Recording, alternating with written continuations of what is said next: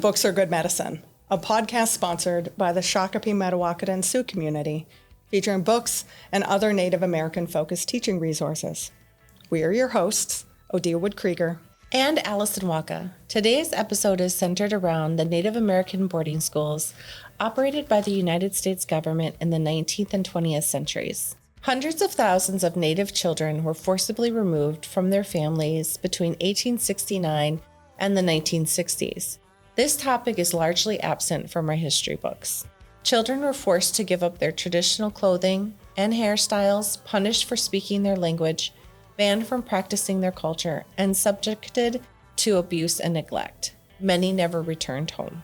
Our guest today is Deidre Whiteman. Deidre is the Director of Research and Education for the National Native American Boarding School Healing Coalition. She is Spirit Lake Dakota, Hidatsa, and is a descendant of the Meskwaki and Turtle Mountain Band of Ojibwe nations. Deidre is deeply committed to preserving and sharing the history of Native American boarding schools. As a descendant of boarding school survivors, she brings a personal and powerful perspective to her work, understanding the lasting impact of these institutions on Native communities. In this episode, we talk about the Coalition's work to understand and address the ongoing trauma created by Native American boarding schools in the U.S. Deidre also shares advice on how educators can approach this difficult topic in the classroom, as well as resources available. Thank you for listening. Good morning, folks. So grateful to be able to spend this morning with both of you. And we have Deidre Whiteman here. And Deidre, I'm just hoping that you could tell us a little bit about yourself and your work and let listeners know who you are. Ampetu washte, chante washte nape, chizapie.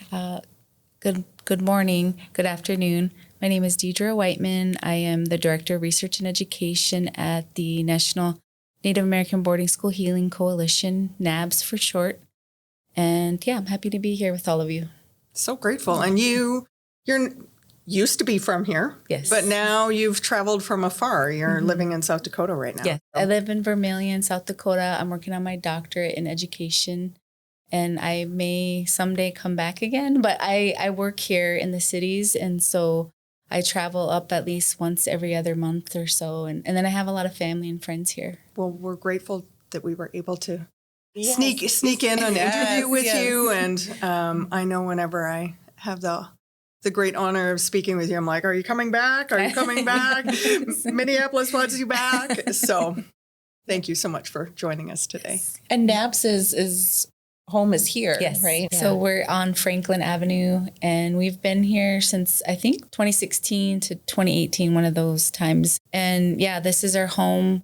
There's like a long history of why we chose this place, but what it comes down to is, this is the, where AIM was started. And I believe that was one of the factors, is that we wanted to be in this community because this is where a lot of things happen in Indian country. Yeah, I don't think a lot of people know the National Indian Education Association was founded here and started here. Rosemary Christensen and Dr. Antel. And yeah, it was just, we do a lot of cool stuff here. Yes. And I don't think folks know that. So yeah, that's really cool that you decided, or not you, but they decided, it was all you, Deidre, that they decided to do, to incorporate and be here on Franklin in the Native American corridor.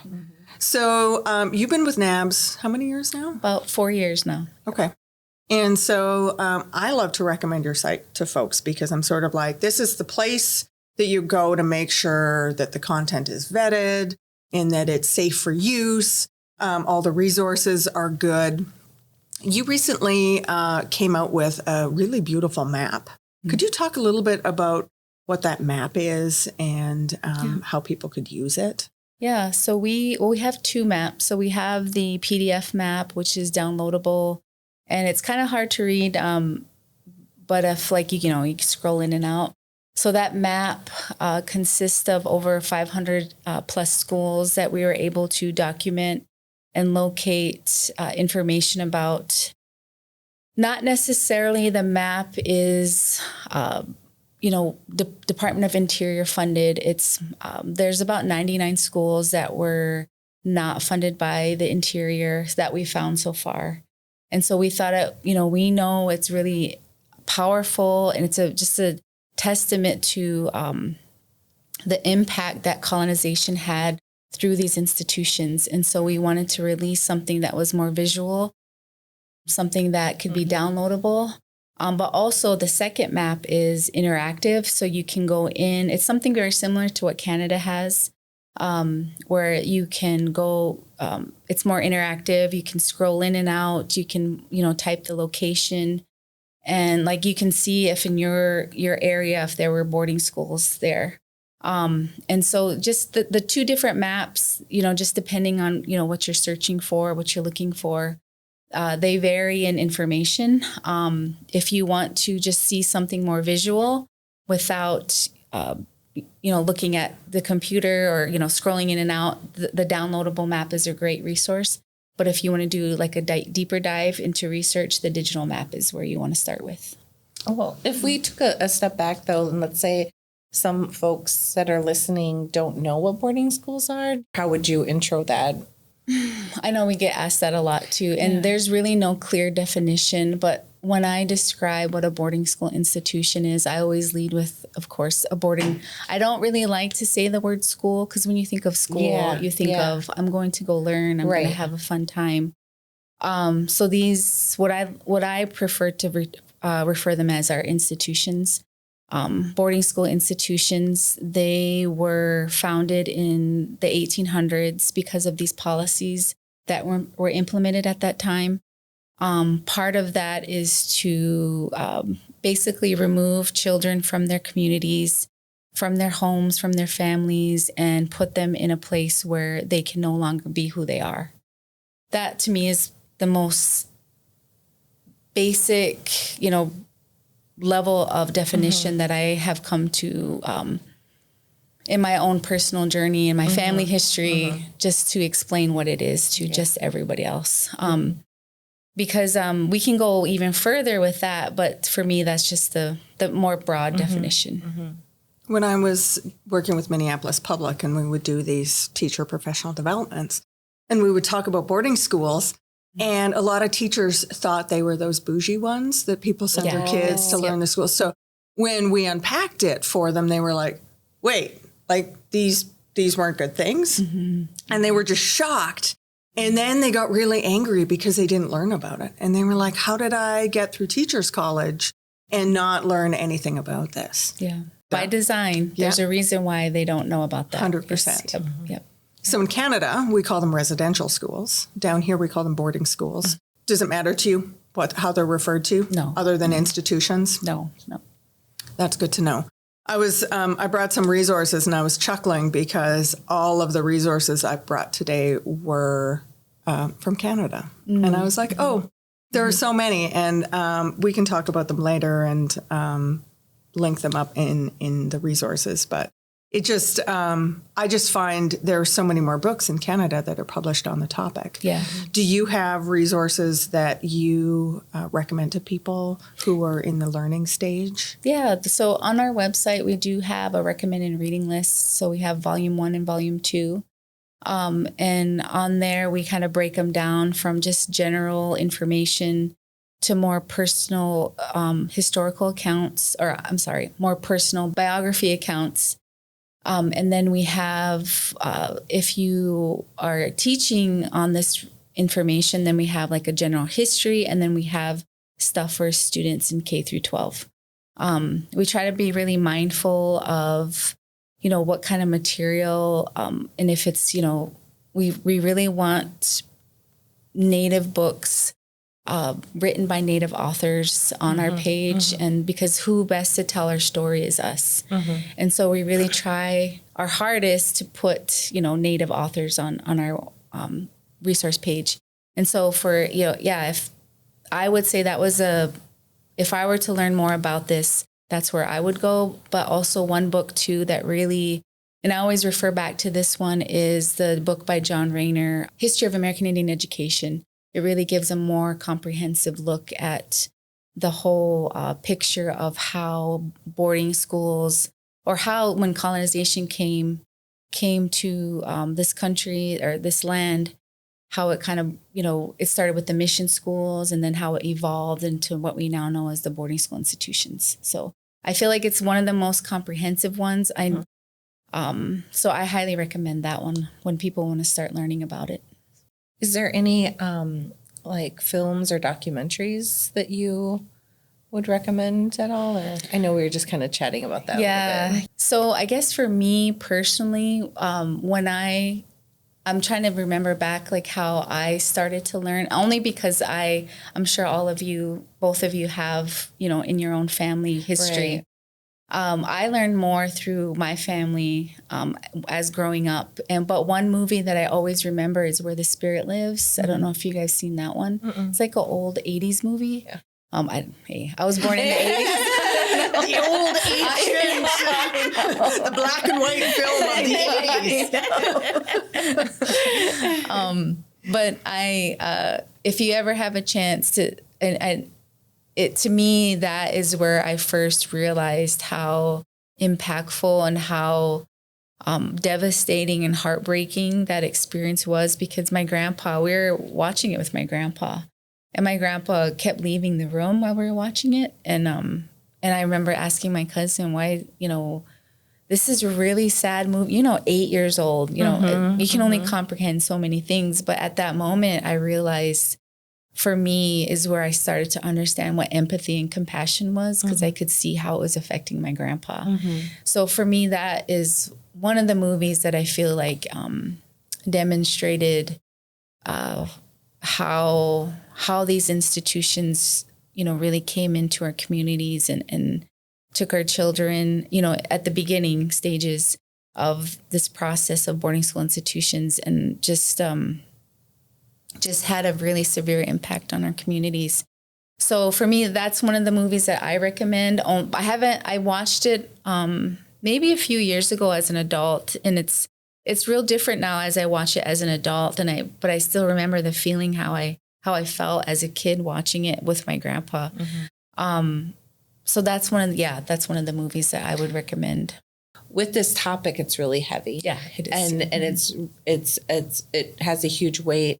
And so when you're talking about this in classrooms or with students, or and how should we protect our spirit, or is there anything that you would suggest, like within the classroom, or like going forward, we have to learn and teach about this subject because it plays a factor in Native history and communities, but like what would your recommendations be for that after speaking about this topic? Yeah. I always proceed with caution, especially if you're, I wouldn't introduce this topic, right in the beginning when you're just getting to know your students and you're building that relationship with them. But I think further throughout the year, as you get to know them, you build that community, and you build that trust with your students, and you start to see their personalities and see, assess who they are, not just, academically, but emotionally. I would start, maybe mid-year, not necessarily during, Native History Month, but I really feel like once you establish that relationship with your students, then you can really gauge what they can handle. But if you are like a non-Native teacher and you yourself don't understand this history, again, those recommended readings would be a great place to start. And I would really educate yourself first before you start to teach about this topic, because, you don't want to misrepresent or cause additional harm. I don't know, for lack of a better word, harm to your students. So once you as a teacher understand that history, and I'm an excellent resource too. Like if people want to reach out, I've helped a few teachers as well introduce this topic. And then I think as you move forward, leading with compassion, empathy. So a lot of social, emotional, curriculum based is how I see this when you're introducing this topic. So, leading with compassion, empathy. And I actually taught a few of these lessons to first graders because I was working at a school where we actually had a boarding school institution on site. And so they were asking questions. And so I didn't just go into it. I waited for a little while before I started talking more about it. And I led with compassion and empathy. And then I introduced one of the books from Canada about how I think it was Shishi Echo. I even have it. You even have it. Yes. Shishi Echo. Yep. Mm-hmm. So we read that book, and then, I just broke it down in vocabulary. We, just broke it down into different little mini lessons that we could talk about. And then we actually walked over to the site, and we said a little prayer. Mm-hmm. And to me, the students were, again, first grade.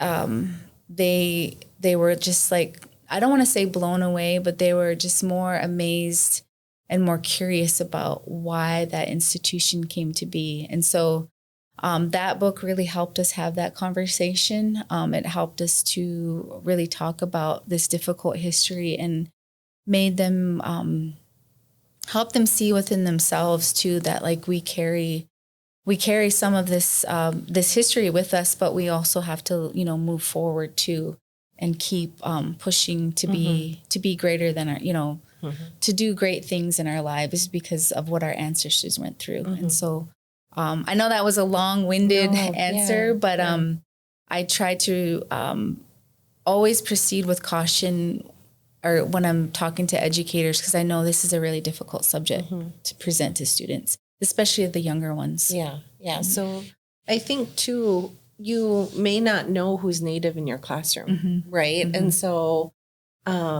just touching on that beforehand and the sensitive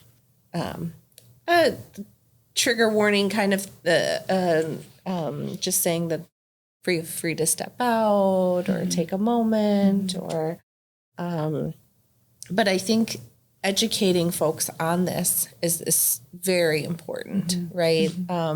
It helps them come to understand and hopefully empathize, I think, what genocide really is. And it's not just you when you think of genocide, sometimes you just think of like all out war, right? You just think of, but there's other ways that that was definitely taken upon us. And with, I think too, with boarding schools, it is recent,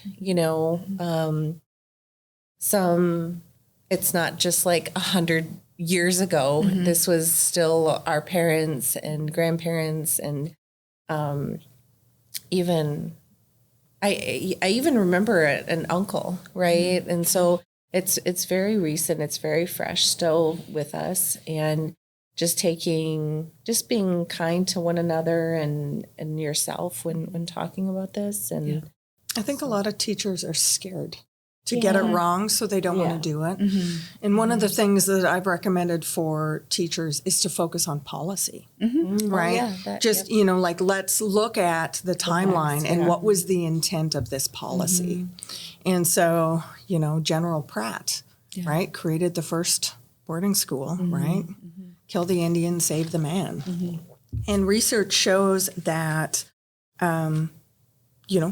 from your region, your people were some of the most, quote unquote, militant.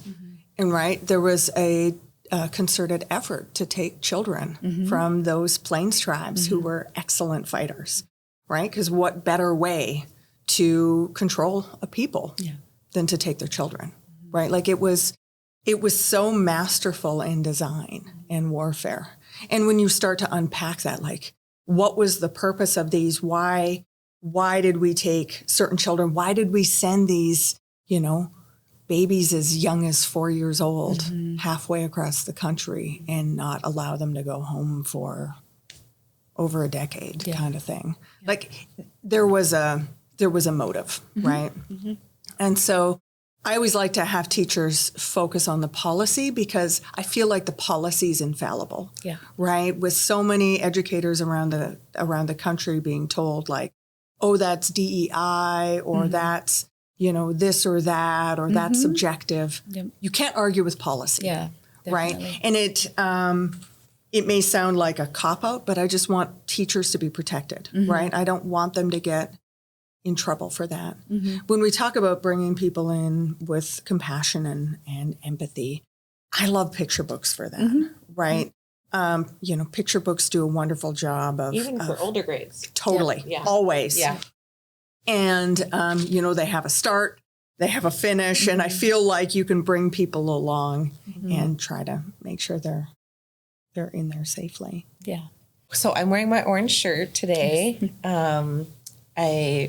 I met with NABS a long time ago, first when I was still at the library. And I'll have a great group. You really do. Great staff. We do.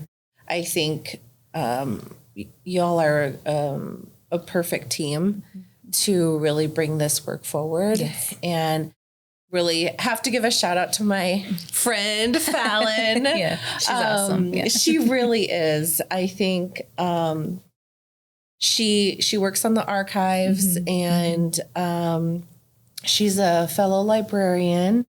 And so I think that's hard work. But it's a big job. And I'm really thankful and grateful for you all doing this work, though. I think it's important to bring light to it. And a couple things. So if you could tell us about Orange Shirt Day a little bit, and then also what maybe the future of NABS and what's to come. Well, we in the United States, there isn't an official day for Orange Shirt Day, but what we're doing is really replicating what has been done in Canada. Canada is what we look to as our organization. We really look to Canada to understand, because they're the ones leading this movement for truth, truth, reconciliation. Is that what it's called? TRC, Truth, Reconciliation, Truth and Reconciliation Commission. Yep.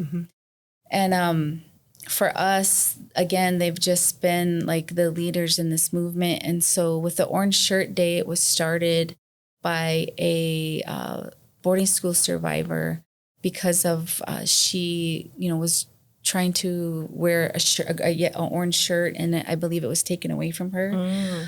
So that came to be a symbol of, I don't want to say resistance, but just an understanding of that this happened, this history happened. And so we took it upon ourselves at our organization to really, and I'm not just saying or I know there's other pockets of, communities across the United States who have done the same thing.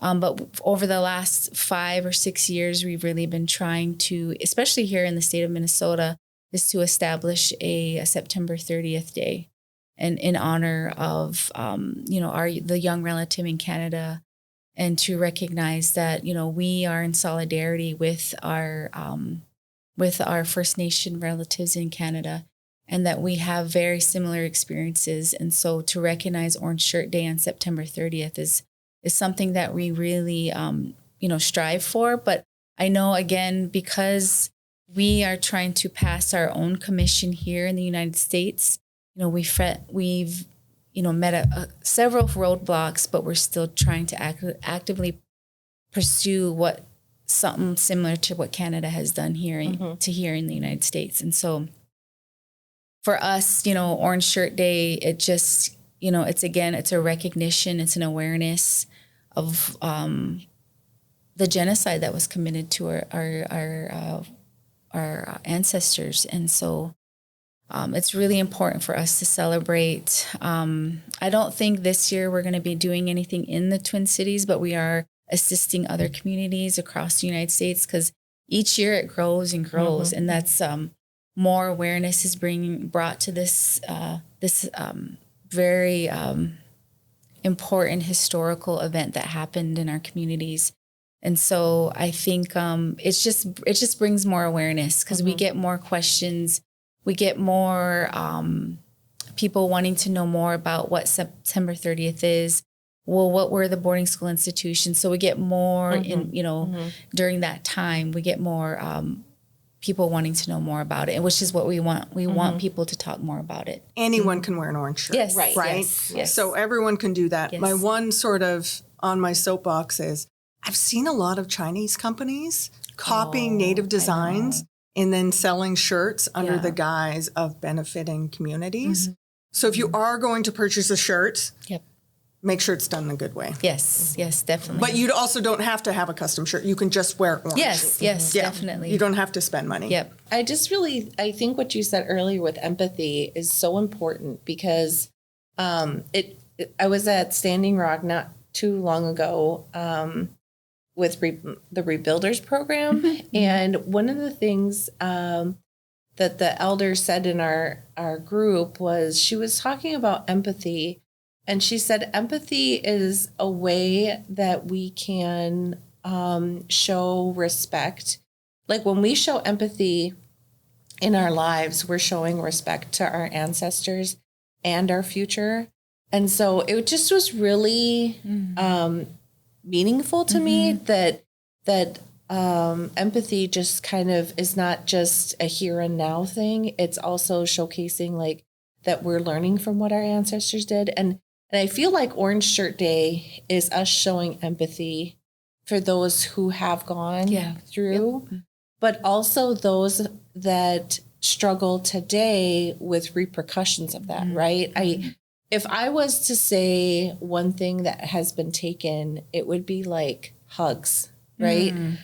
From our ones that have gone to boarding school, that hug, it's like missing, right? And it was taken from our generation or our kids. And so like to show empathy in wearing a shirt and so that allyship, right? And hopefully encouraging others to learn about it and checking out your resources and spreading the word that this actually happened and telling your children and families and relatives and friends. And there's some weird gaslighting too, right? Going on. Like there was a Canadian, I think maybe she was a senator, talking about how, boarding schools were good. They were good institutions. The other one I've heard is with the graveyards. No bodies have been found. Like there's a weird almost, I don't know if it's a sign that, your topic has made it when people start to make conspiracy theories up about it. But I've also heard like a lot of false narratives that people are saying to further perpetuate harm. so check your resources. Check your resources, make sure. And it isn't to say that people who are at boarding schools didn't have glimmers of whatever it was, right? Like I have a friend whose parents met and got married, and he's the result of boarding school, right? Of his parents meeting at boarding school. And it's just, you really have to make sure that the language you use is safe and inclusive and thoughtful. Yeah, and I always, when I'm teaching about boarding school history, I always emphasize that in the beginning, when they first, when it was first happening, these institutions weren't places they weren't, I don't want to say good or bad, they weren't a place, it was very foreign to our ancestors. So in the beginning, I want to say it wasn't like, it wasn't something, like we couldn't imagine even ourselves today just going someplace and then just, being totally disrupted from our lives. Like we can't imagine that, but for them, that's basically what happened to them. They were just plucked out of their communities, taken to somewhere foreign and told to be someone completely different. And so in the beginning, yes, the design was to really change who they were. And so I always try to emphasize that was at the very beginning, but as slowly as time went on, things started to change, policies started to change, these institutions started to change. And eventually, like even in the 1960s and 70s, that's where my parents met at Flandreau. So I'm a result of what this, this evolution of this history happened. And, but I still a lot of our communities and a lot of our own people don't understand that first part, that first part of history where these institutions weren't a good place. They were designed systematically to eradicate who we are. Like right now, I should be speaking my language to you both. You should be speaking your language to me, but can we do that? No. And that's really like that really brings tears to my eyes, because then who am I as a Dakota woman? Who are you and your tribal nations if we can't speak who we are? And that was all designed. It was designed systematically. And that's just one component. That's not talking about these other components. Like you talked about hugs. We're not talking about, that social emotional learning that you feel when you're that connection with your family and that bond. So in the early beginning, that was taken away too.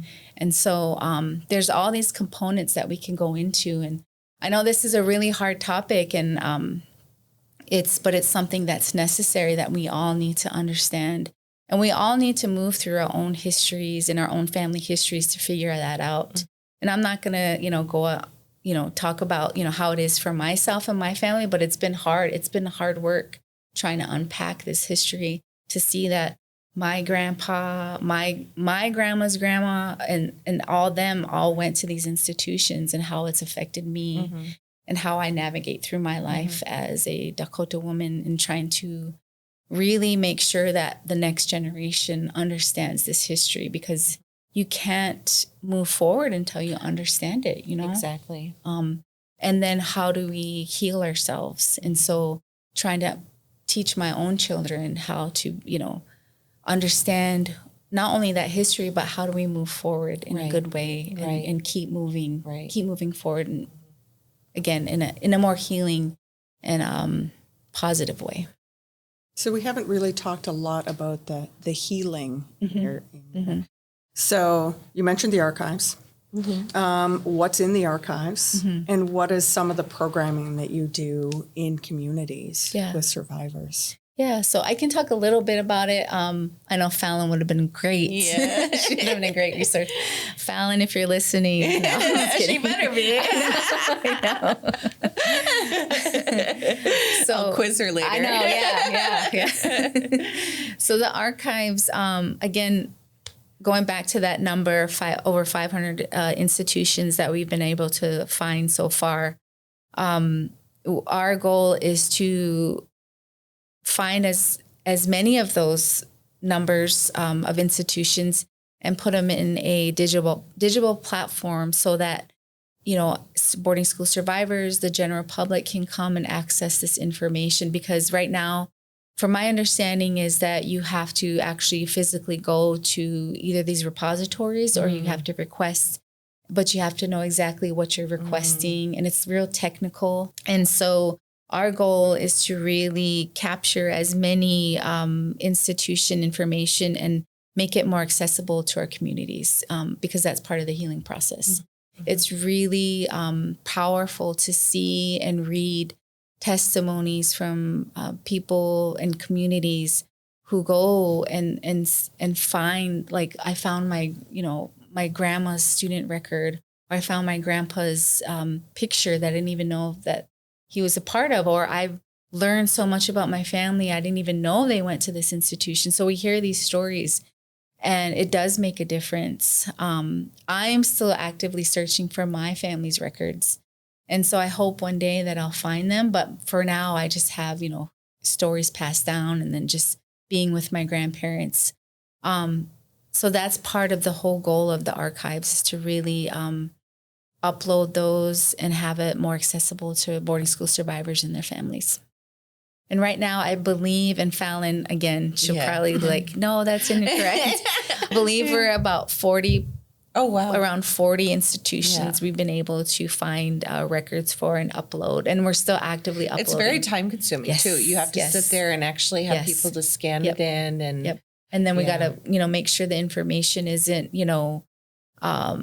doesn't cause harm. We're just kind of reading through it, just making sure that we can, because we don't want to put anything out there where it's going to harm someone or cause pain to anyone or misaccurately represent something that maybe that shouldn't have been in that, been in there. So we're just constantly, and from what I understand, and I've been to Seattle and to help with this process, and it's a lot of work. It's like tedious, back and forth, taking out pins, taking out like little staples from papers.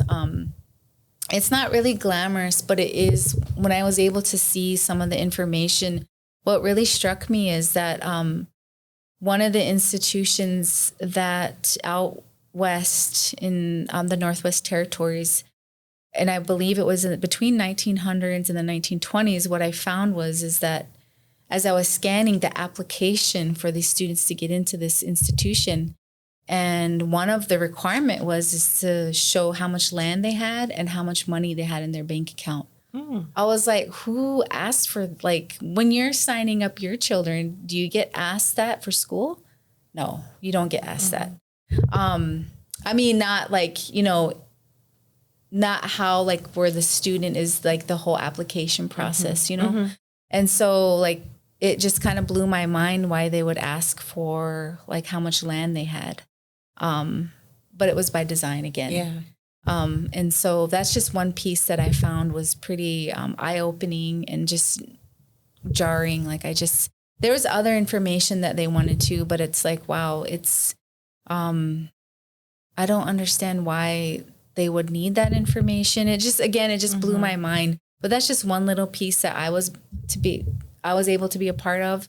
I know our archivists at our organization work really hard, and they share a lot of the stuff that they find, internally.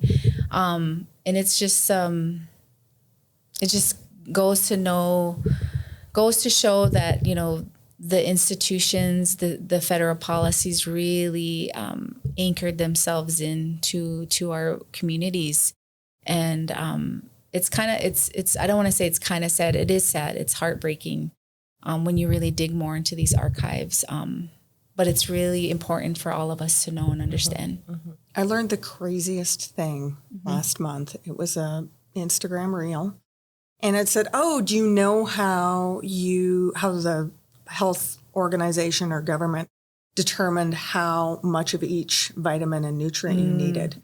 They actually limited food intake for children in Canada at boarding schools to see when they got sick. And so that's how they came up with the baseline amount of how much nutrients you need per day. I keep woo Canada, but that's heinous. Yeah. Right. They were doing experiments on Inuit kids in the North to try to figure out why they were, could handle the cold weather. And so they, were drinking, I think, radioactive stuff to scan them all. And they wanted it to allow the military to handle cold better. So there were heinous acts done on these poor children with no consent from their parents. When we talk about just ethics, right? Like the whole thing is terrible. And then it goes even worse without even talking about sexual and emotional abuse that was rampant. Yeah. Yep. So your organization has also been recording stories from survivors. Are those stories available for people to hear, or do you just use those and add those to the archive? Eventually, so right now the oral history project, they're still, going through the interview phase, and eventually, hopefully, in the next year and a half, they're going to, I believe, and then I'm sorry, NABS team, if I'm saying this wrong. I believe once the filming and the interviews get done, they're going to upload it into a public format in partnership with either, see, now I don't know. I'm not sure. I don't want to get it wrong. With a government agency, but I'm not sure which one now. So I don't know how that's going to work. The goal was to upload them and to have them available for boarding school, the ones who actually interviewed, their families, and then the public at large. So that they can, people can access this information, listen to the stories, hear their testimonies. But I'm not sure how that process is going to go now.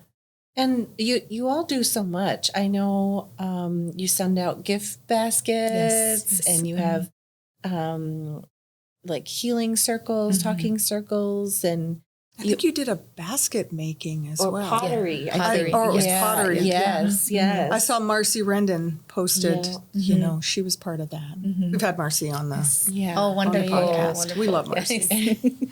So you all do so much, and what is something exciting that's going to be coming forward, or anything you'd like to promote at all? Yeah. The department I'm in is the education and research, and we are actually going to be releasing a more comprehensive K through 12 curriculum. Okay. It's been in the works for about 2-3 years now. And so we will be releasing that within the next 3 months. Wow. Yeah, and it's more state aligned. So we focused on 5 states, Minnesota, Wisconsin, Oregon, Washington, and New Mexico.